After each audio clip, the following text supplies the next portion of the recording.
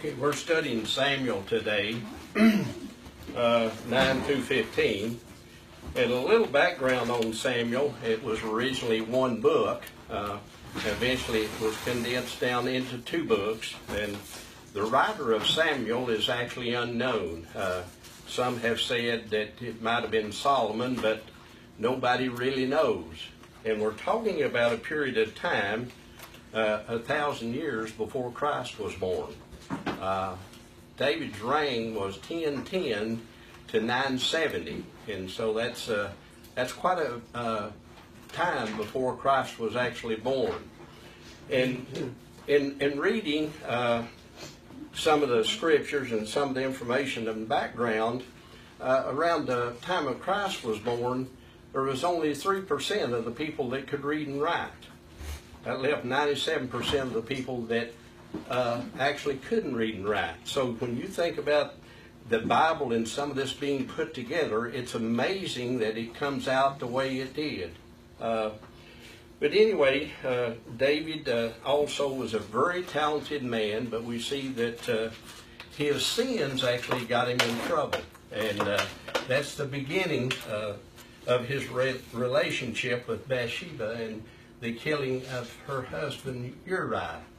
So the title today is Restored, and that word means bringing it back to its original state, as it was in the beginning, so to speak. It says God's leaders steward opportunities to increase the trust others place in them. Now, one of the things I forgot to say when I first started teaching Sunday school at Riverside, that I only had one person in the class that ever read the Sunday school lesson. And I would ask around, and occasionally when I'd put a little pressure on them, this one lady would say, well, I read it, but you didn't ask me last week, so I didn't read it this week. Well, so what I started doing, I found the best way for me to teach was just read the whole text.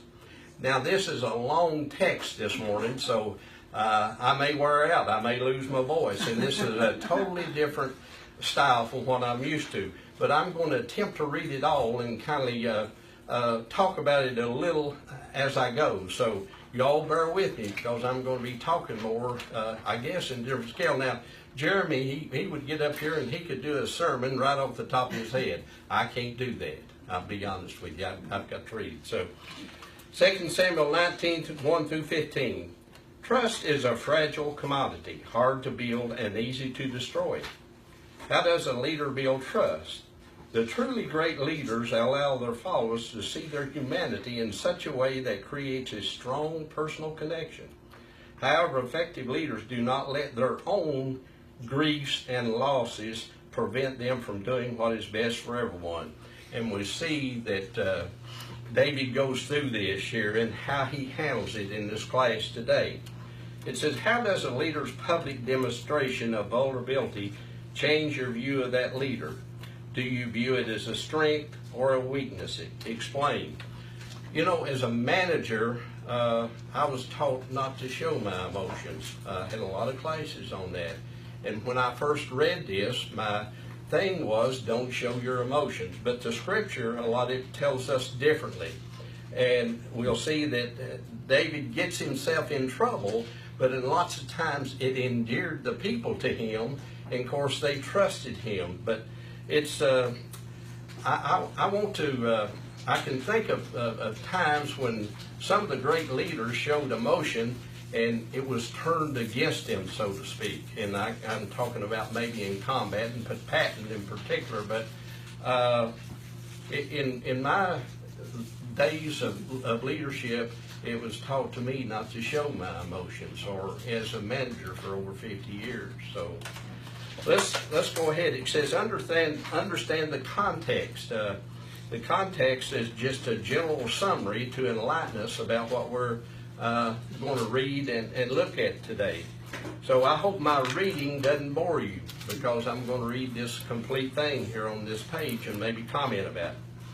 A well-known pastor once commented on how Jesus violated many of the so-called axioms of leadership. Now, axioms is things that you normally adhere to, a procedure, so to speak. but it's talking about Jesus didn't do that. So one of these is the assumption that leaders must never show personal vulnerability in the midst of a crisis. Jesus did this on the eve of his death in Gethsemane. He admitted that he was troubled and anxious in his soul. Now, who wouldn't be in the situation where Jesus was getting ready to go through? But the human side of David was evident in the events surrounding the rebellion of Absalom. His open demonstration of grief and his willingness to be in the thick of battle, even at the risk of his own life, attracted those in his day to follow him and to restore him to the position of king. The same is true today. Leaders in any arena who courageously show their own humanity become more trustworthy in the esteem of their followers. See what this is telling us? When leaders show their humanity, they become more esteemed and in tune, and the followers follow them. This is what this is saying here. But after evacuating Jerusalem, David gathered his troops and supporters in Mahanaim, I guess it's kind of a hard word to pronounce, in Gilead, east of the Jordan River. From that location, he began to organize his army for an attack on Absalom. Though willing to fight with his men, David's followers pleaded with him to not do so, but rather provide leadership from the city. The king agreed to their counsel. In that day and time, it was appropriate and almost demanding that the leaders went with them into the battle. We see in some of the great battles that the Romans and participated in, Caesar and all of them, they went into battle.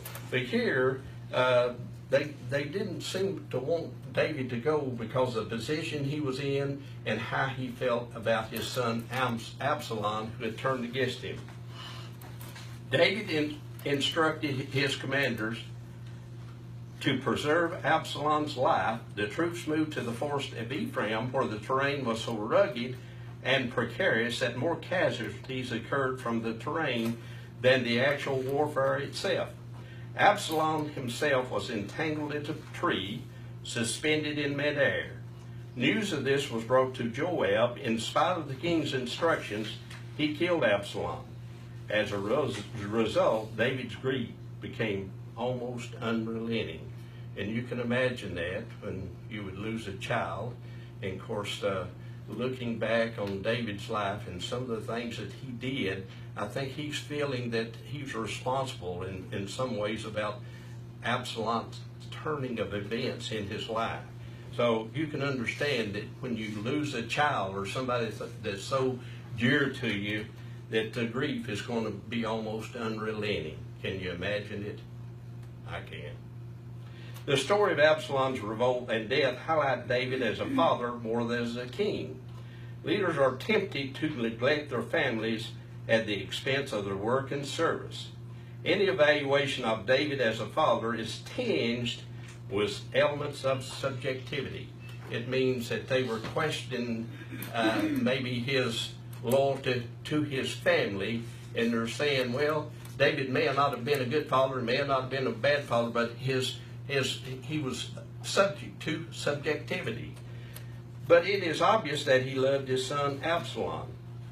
It goes on to say, commitment to family is one aspect of how leaders build trust with followers. I want to go back up just in the middle of the paragraph, and it says, leaders are tempted to neglect their families at the expense of their work and service. You know, in public life, we see that going on all the time. People get to the top, and while they're getting to the top, they lose track of their family and where their family's at and where they're going. And when they get there, sometimes it results in them losing their wife or the family because they worked too hard and they ignored things that were going on that they just didn't take care of. So many people today are dedicated with financial success that the children suffer. Don't you see that all over our country today? I do. Notice ways David expressed his vulnerability in this passage. How did that impact his ability to lead? David instructed his commanders to preserve Absalom's life. You know, that bound to have an effect because he's telling them to not kill him, and so that affected these people here. How did this impact his ability to lead? It affected him somewhat negatively at times, and this we'll see. It goes up and down. Sometimes it affected him positively, and sometimes it affected him negatively. It goes on, and as we get into this, we'll see. Okay, any questions up to this point, or anything you want to say?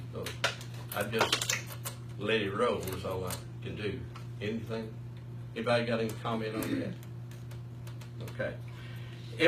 This is Samuel 19:1-4.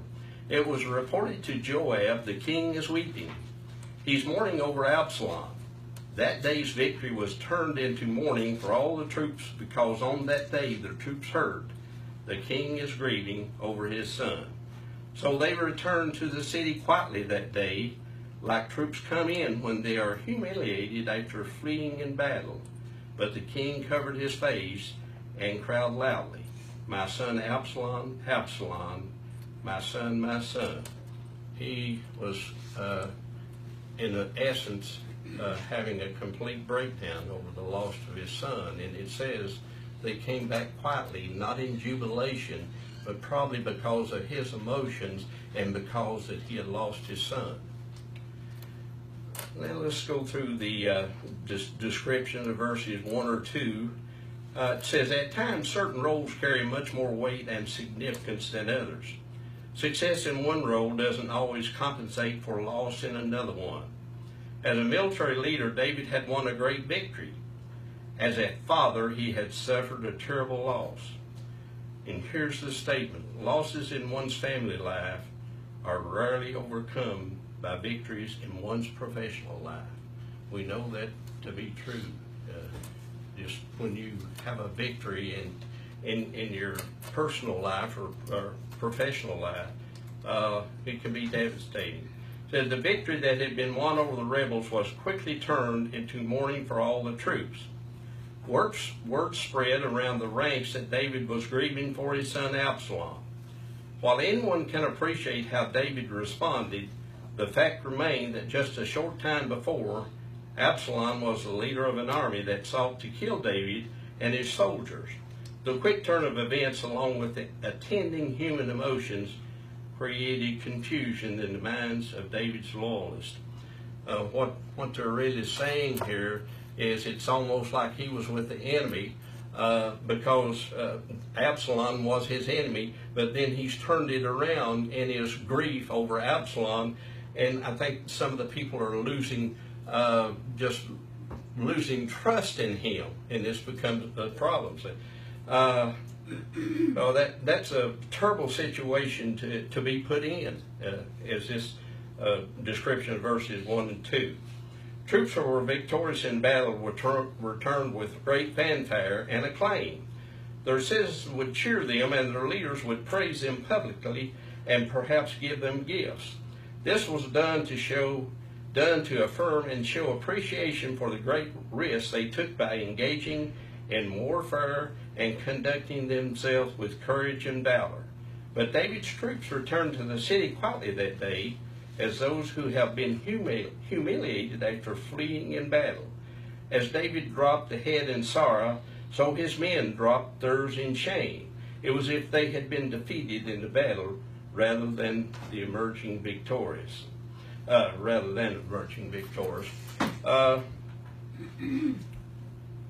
It's a kind of a tough situation for David that he cared for Absalom, but when they returned from the battle, because he'd lost his son, and it appears he's showing favor actually to his enemies because his son was the enemy.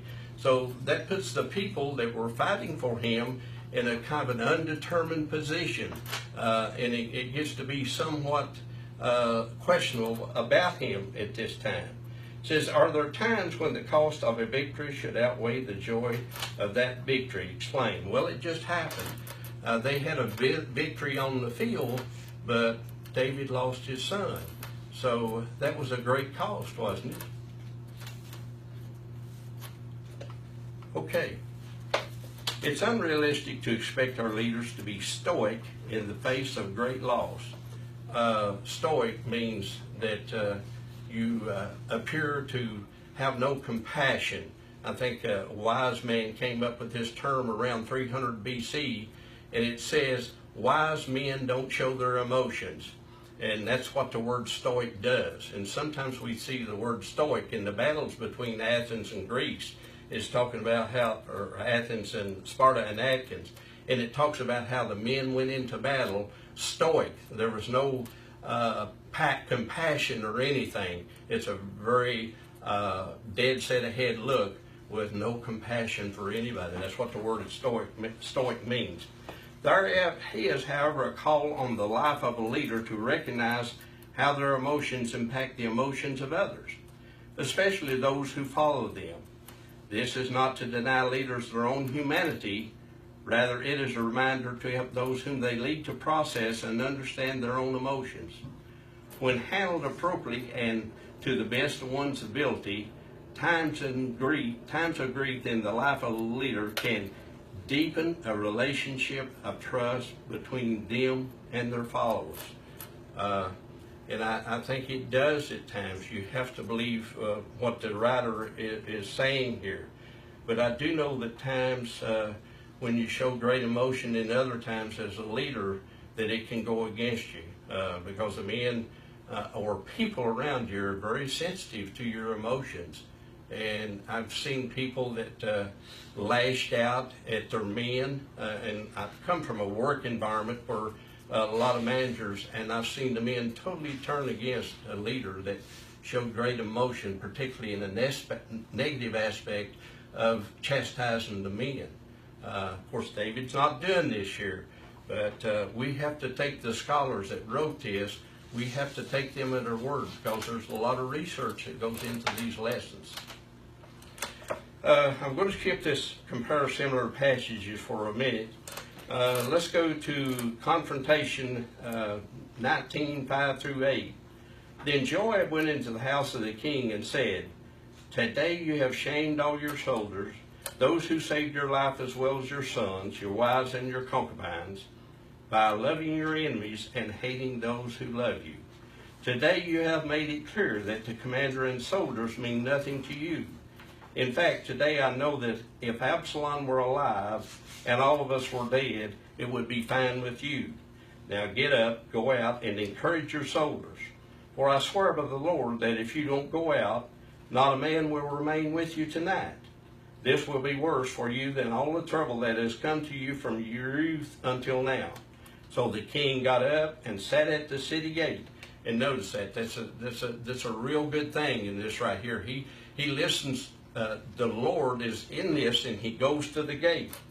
And all the people were told, "Look, the king is sitting in the city gate."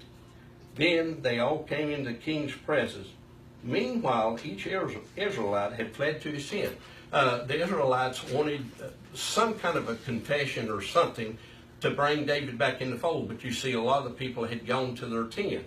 And this is quite a chastisement here that Joab puts on David. And I can imagine how terrible it might have been that you were accused of being disloyal in what you had done, but at the same time you were fighting a battle whom your son was fighting against you. And David was in a very precarious situation here, very difficult situation to handle. So, but he suffered a great chastisement there. And when I think about that, I think about one of our leaders one time. I don't know if any of y'all remember it. About 1972, General Patton was a great, I guess, very instrumental in World War II. And they had this movie about him that won all kinds of awards, and a fellow named George C. Scott played Patton. George C. Scott was from Big Stone Gap, Virginia. He won an Academy Award for that movie. And anyway, the first of the movie, I don't see many movies, but I saw that because it was the talk of everything. And he comes on this stage, Patton, and gives a great big speech. It was just astounding. But one of the things that Patton did, he was always hard on his men. They called him Old Blood and Guts, his guts and our blood. Can any of you all remember this event? Any of you remember this movie? Well, what happened in the heat of the battle, a soldier had shell shocked. He just lost his nerve. It used to be shell shock when the bombs were going off and people just got to where they couldn't stand it. Now it's called PTSD. After World War I, World War II, it was shell shocked. People came home and they were just totally destroyed. They were never the thing. After the Vietnam War, the American Psychological Association got together and they changed that to PTSD, post-traumatic stress disorder. And that's when we did away with shell shock. My dad was in World War I and he came home a mess. But even after this, in Vietnam, it was the worst war we ever had. People came home mentally totally destroyed. But what I'm getting at, during the heat of the battle, this guy was laying in a kind of a foxhole and he'd given up. He threw his gun down and he'd just given up. Patton comes up to him and he curses him and he hits him with his glove and you so-and-so you. Well, that made headlines worldwide. And at that time, General Eisenhower was Supreme Commander. Well, Patton almost got fired for that because of his outlandish behavior toward a soldier in the battle. And not too many years ago, they interviewed this fellow. He was still alive, probably 10 years ago. And it made him feel very bad, and Patton looked very bad in the eyes of the people. And that's what you see right here in this thing that Joab did to David. It was the same thing. He really openly did a number on David, and David was in a very difficult situation. Joab confronted David about the impact his grief had on others. The words of David's commanding general seemed harsh. The urgency of the situation mandated in his mind a dramatic response. Joab did not wait for an invitation from the king, but boldly went to David and delivered a pointed assessment. Today you have shamed all your soldiers. Wasn't that a terrible burden to put on somebody, when probably David was remiss, but yet what can you say when you lose your son in battle, especially the way this is was retrieved further?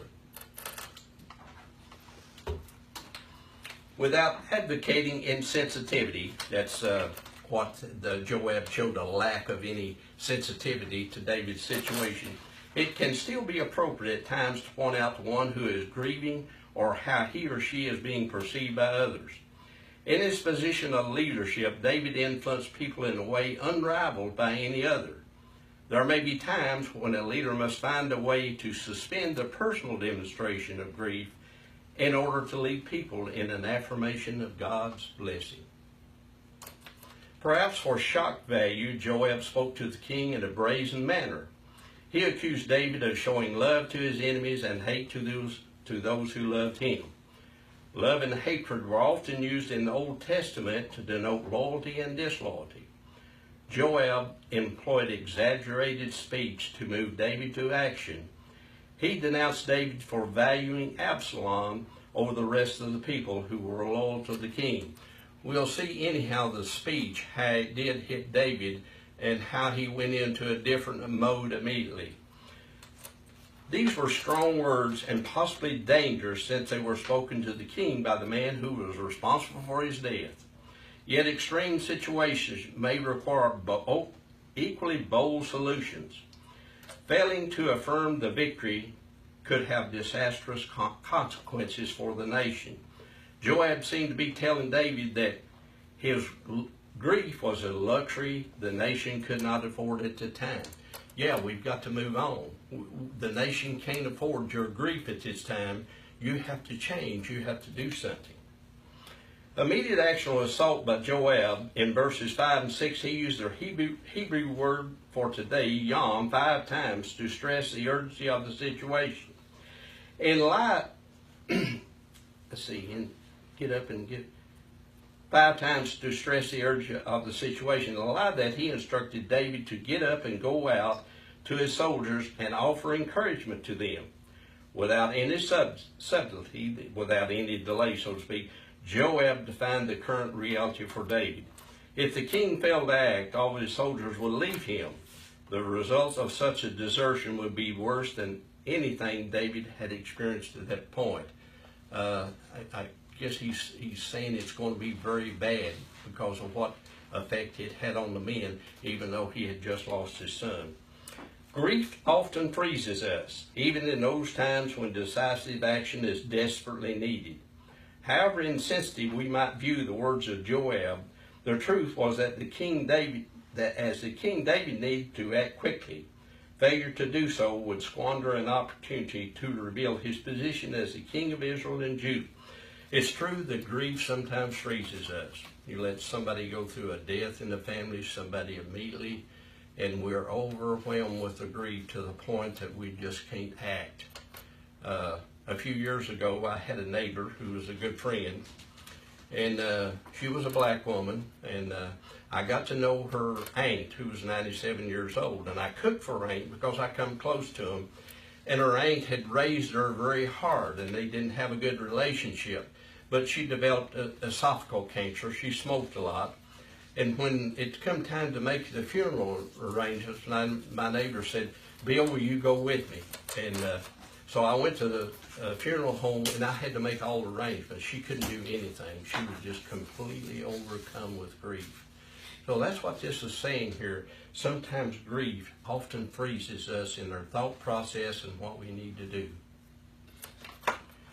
To his credit, David listened to the rebuke of Joab and mustered the strength to go sit before the people in the city gate. That's a big thing, to go sit at the city gate, and we can see here how that influenced them. Evidently, there were none still waiting there to hear from him, indicating that Joab's assessment was correct. Yet word quickly spread, and the people came into the king's presence. There is no record of David speaking to the people, yet there is a profound sense giving in the passage that the crisis had been averted. Perhaps simply seeing the king was enough for his followers to securing their continued loyalty. The king meant a lot to them. He'd done a lot for those people over the years, particularly when he killed the giant. Every person knows disappointment and loss in life. At those moments, we can express appreciation to others in spite of our own disappointments. One of the strongest evidences of the power of Christ in us is when we rise above our own circumstances and reach out to others with kindness and gratitude. Well, we have to be strong, but sometimes we have to rise to the occasion that whatever we're going through, we have to deal with it, and we have to show that to people around us, those people who are close to us. It says, how can a person's response in difficulty reveal his or her trust in God or lack of trust? What attitudes should we exhibit when showing appreciation that point others to Christ? Well, we have to act in a godly manner, and we have to show kindness and gratitude and appreciation.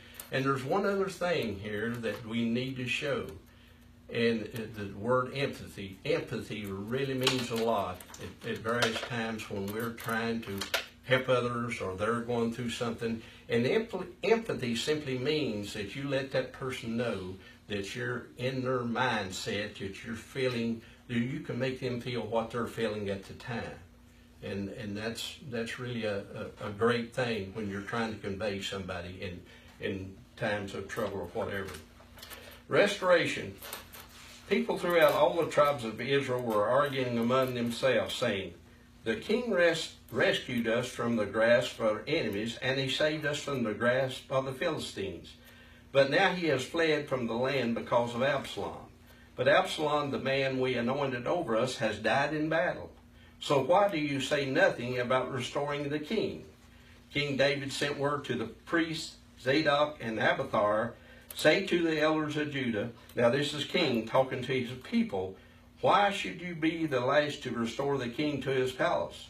The talk of all Israel has reached the king at his house. You are my brothers, my flesh and blood, so why should you be the last to restore the king? And tell Amasa, aren't you my flesh and blood? May God punish me and do so severely if you don't become commander of my army from now on instead of Joab."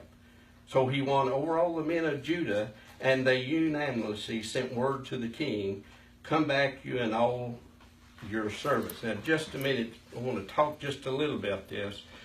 Some people had forgot what David had done for him. You remember he was a shepherd boy, and he took the responsibility of fighting the king, who was a giant. And some say that he was 7 foot tall, then there are others are saying that he was 10 foot tall.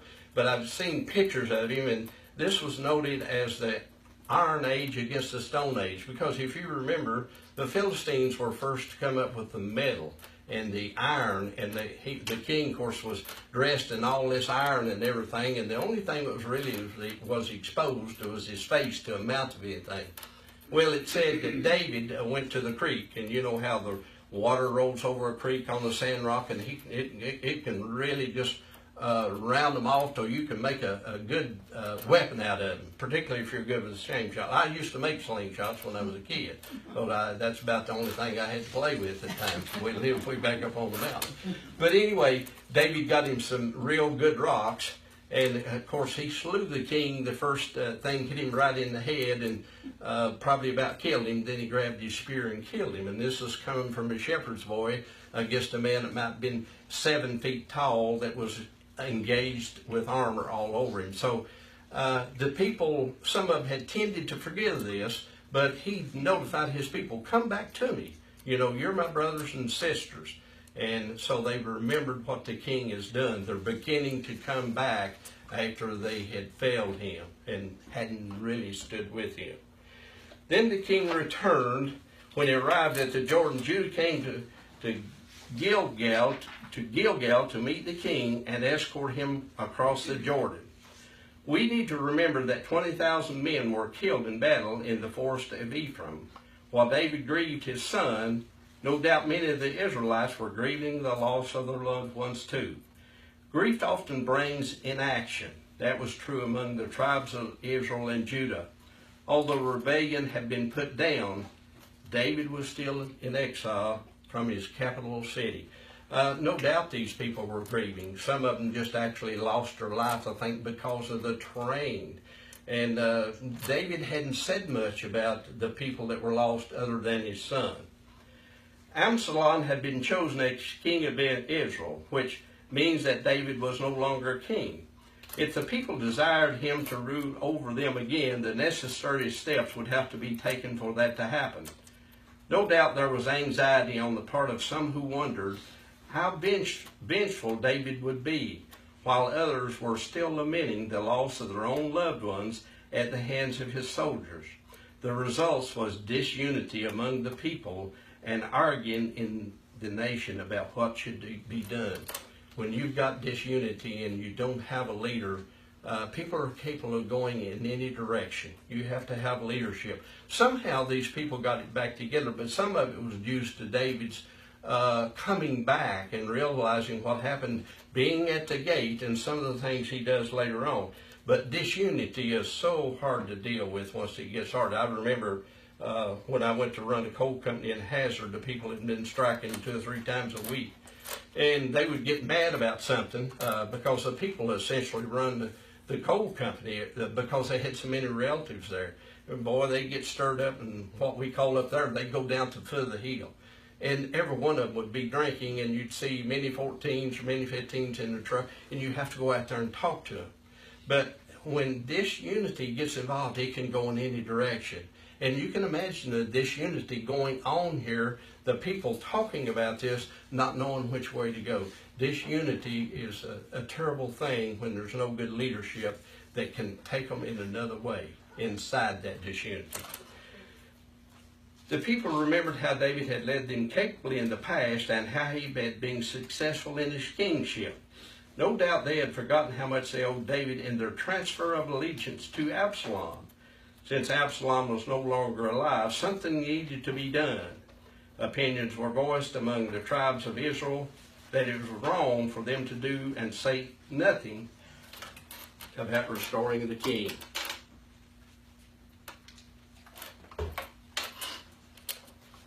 When the tribes of Israel implicitly decided to restore David to the throne, David's own tribe, the tribe of Judah, had to be motivated to do so.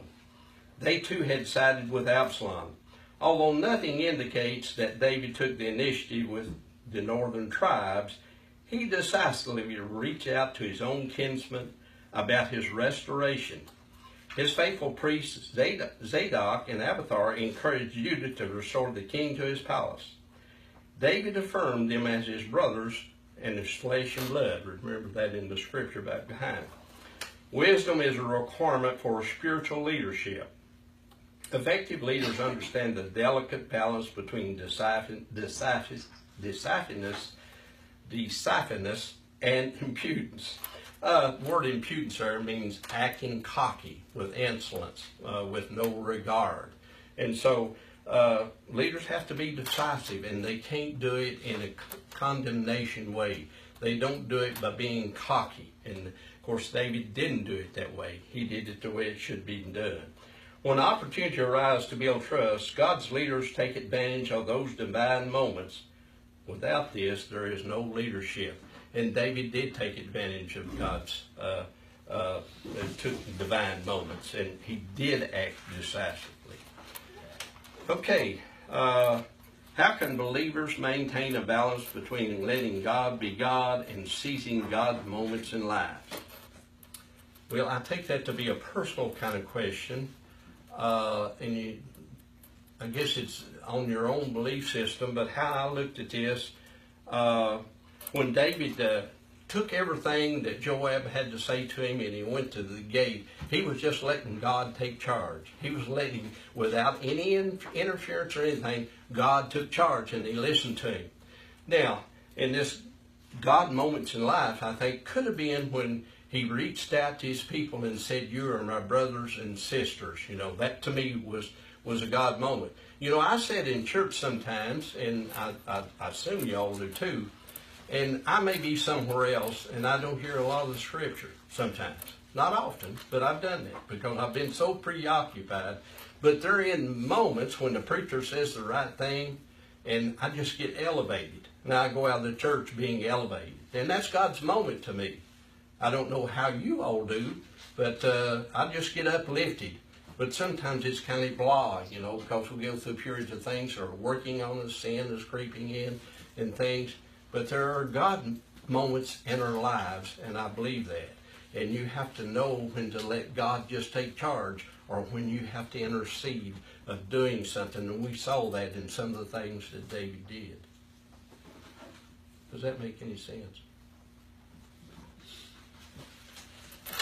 David continued to show bold leadership in the process of his restoration. He replaced Joab as commander-in-chief with Amasa, who had sided with Absalom. This courageous step served two purposes. First, it punished Joab for disregarding David's direct order to spare Absalom. Second, it sent a message of reconciliation to those who had supported the rebellion. Building trust is often more a matter of lending it to others with the belief that they will reciprocate in some manner. Boy, this is a good paragraph here. It says, first he pointed Joab, and then he reached out to others to give them some responsibility, hoping they would reciprocate. And that's a great big bold movement sometimes when people have betrayed you and things. It's just a very bold thing. What a great affirmation of David's leadership. So he won over all the men of Judah. They invited the king to once again rule over them. Leaders in God's kingdom do not rule by mandate, but invitation. People can't be driven. They must be led. Compulsion is a poor substitute for true leadership. We know the church is about invitation. It's not about being a compulsive behavior or demanding, and your religion and your belief should be the same way. As a result of David's action, the people of God were united and continued bloodshed was avoided. The great king who once was a shepherd boy practiced those ancient lessons. He shepherded God's people in ways that endeared himself to them and earned their trust. This remains the pattern for leaders today. It said, how did David's actions restore trust and unity? What is the relationship between trust and unity? Can you have one without the other? Well, I just showed you up there a few minutes ago. He punished Job first, and then he gave the others responsibility in building trust. And the question, can you have trust and unity, one without the other? Unity without trust sometimes can work for a brief period of time, but not for long. You have to have the trust. And I guess being a manager over 50 some years and going to a place where it was absolutely turmoil, one of the first things I focused on was letting the men know that I could be trusted, and that probably took 2 years. 2 years. They were so against company rules and things, it was running on its own. And then when I went to crisis services and all the people that working there, I did the same thing. And I know that it worked for me, and I have to believe what the writers are saying and what the scriptures tells us, that over the long term, you've got to have trust before you have long-term unity. Okay, this is going back to the original context that we talked about there on the first page there. It says, people must be aware of how their emotions impact the emotions, how their emotions impact the emotions of others in their lives. If a person comes to you in anger and you reply to them in an angry way and you don't listen to them and try to calm them down, you're not doing what you're supposed to be doing. Your emotions can really affect others. And that's something we need to be able to control in an appropriate manner. Believers can express appreciation to others even in the midst of their own disappointments. Well, we can. It takes some courage, but we need to rise above our circumstances. And sometimes that's tough. We need sometimes to take our personal opinions out of it if they're negative and try to turn it into a positive. People can be united by trusting in God and His leaders. Yeah, they can. You know, a good, strong church leader, there's nothing like a good, strong preacher. I just came from a church that we didn't have a very good leader. People have to have some leaders. And when a leader, you don't have to hear them lots of times. You can just be around them a little while, and you can feel their leadership. You don't have to say a whole lot. You know, in the work area, lots of times if a leader is quiet, those people will take up just after that leader. They'll sense that. If they're in a situation where they've got a leader that's arrogant and overbearing, then you don't get to work out the people, because when you're gone, the shovels are laid down. They resent it.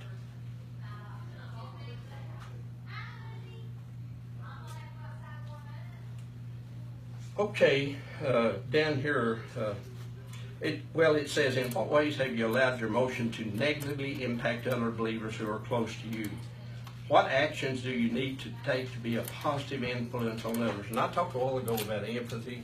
That's one of the greatest things you can do, is to be able to put yourself in the position that the other person's feeling or going through at that time. You have to be with them. They have to know that you're with them, that you're feeling. Otherwise, if you take it very casually, that won't happen. It says, reflect on Psalm 37:3. List some practical ways you can trust in the Lord and do what is good this week. Memorize this verse. Trust in the Lord and do good.